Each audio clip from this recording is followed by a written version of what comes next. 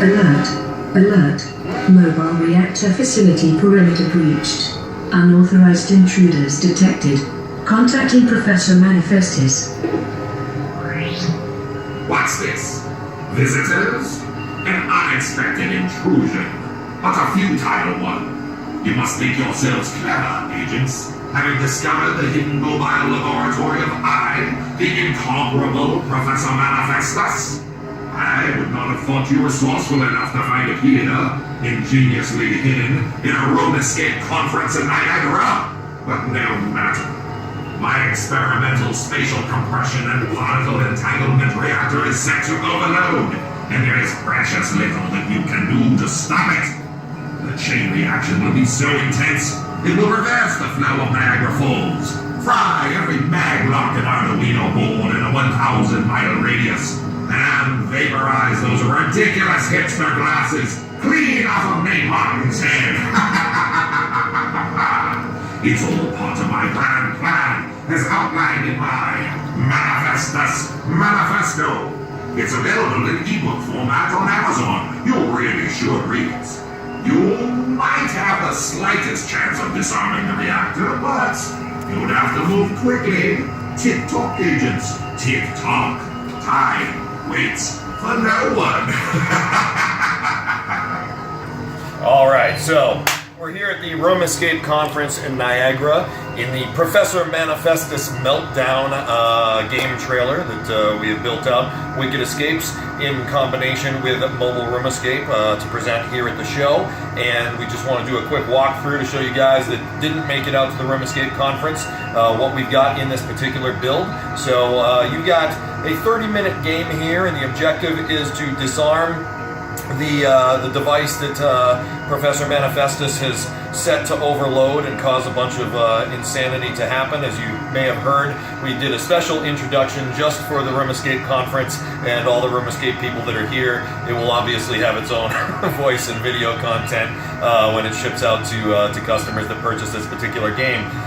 If you pan over to the system status panel here, you'll note that there are several systems that you need to activate or get balanced in order to access the device and disengage the warp core inside of it in order to finally defuse it. So the first one of which is power. We need to balance the power, and back here in the corner of the room we've got a good old circuit breaker puzzle. This is a state puzzle. They just need to figure out which one of these switches needs to be flipped in which direction, and if they do them all correctly, power mains successfully rerouted and balanced. You will notice that the main power comes on. We now have much brighter lighting, full lighting state going on in here, and we can proceed to operate some of the other puzzles that are in here. So we need to pressure equalization puzzle is the next one right here. We'll come over to crazy bunch of piping right here, and we've got a panel with indicators that show 3 different pressure tanks that all need to be equalized. The objective is to get all the pressure balanced and all those bars to be green. Each one of these ball valves can be turned and will change the pressure on some of these accordingly. And if we get them all to green, intake pressure is fully equalized. Then we have now balanced the pressure. You see that the pressure equalization indicator is on, and we can go on to something else. The next thing that we need to do is we need to get the fuel rod to be present in the fuel port. And the fuel rod is something very cool. People have been coming to us for pretty much the entire conference and going, hey, is this that crazy trailer that's got the floating fuel rod in it? And yes, we certainly have that. We've got the fuel rod, and it is actually floating on a maglev platform, so it is really levitating in there and spinning around, which is a very cool effect. And in order to open up this cryo storage containment unit, you need to hit a target temperature of 11 degrees on this device. You have a logic puzzle over here, 3 buttons. Top button either adds 5 degrees or takes 5 degrees away. Second button either adds 8 degrees or takes 8 degrees away. And the last button either doubles the total or cuts it in half. And there is only one 6 button input sequence that will get you to 11 degrees.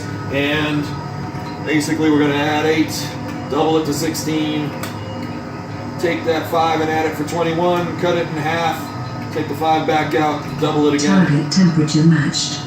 Cryo storage successfully unlocked. And now we have the cryo storage unlocked, and we can reach right in, grab our glowing fuel rod right here, and we need to go back, place this into its fuel rod port. So we've got the reactor fuel port right here. It's glowing, it's open. There's a key lock lid to it, so the key is present obviously as a hide somewhere else in the trailer. Put that sucker right inside.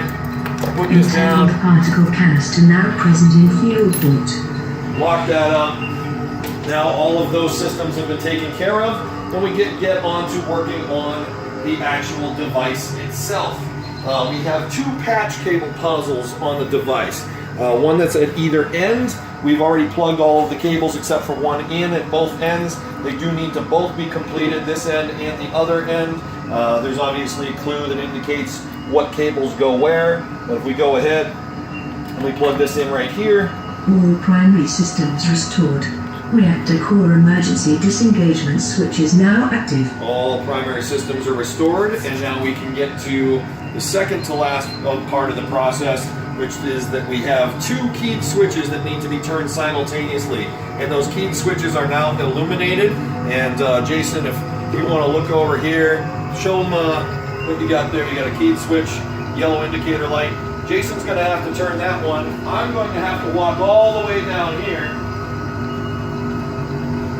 and turn this one at the same time. And if you want to aim that camera over here to show them what coolness happens. So we're going to turn these together. 1, 2, 3.